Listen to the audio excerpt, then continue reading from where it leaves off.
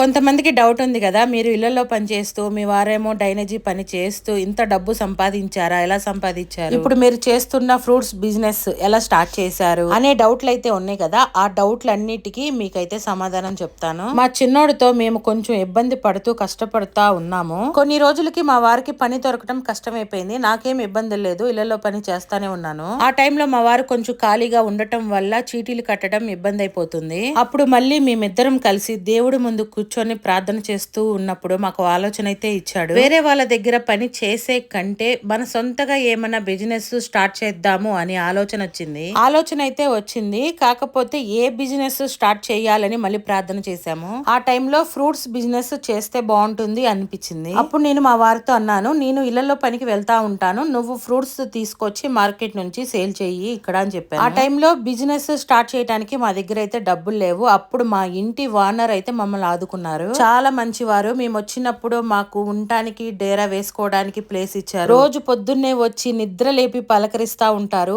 అతనికి కొన్ని కోట్ల ఆస్తి అయితే ఉంది, అయినా కూడా చాలా సింపుల్ గా ఉంటారు. అసలు మమ్మల్ని పలకరించే అవసరం కూడా వాళ్ళకి లేదు. కాకపోతే ఆయన కష్టపడి పైకి వచ్చిన వ్యక్తి, అలాగే అందరూ కష్టపడి పైకి రావాలి అని ఆయన ఉద్దేశం. మాలాంటి వాళ్ళందరికీ చాలా సపోర్ట్ గా ఉండేవారు. ఇప్పుడైతే వారు లేరు, చనిపోయారు. చనిపోయి కూడా 3 సంవత్సరాలు అయింది. ఆ సారికి 80 సంవత్సరాలు. కొంచెం ఆరోగ్యం బాగోక చనిపోయారు. ఆయన మాకు ఎలా సాయం చేశారు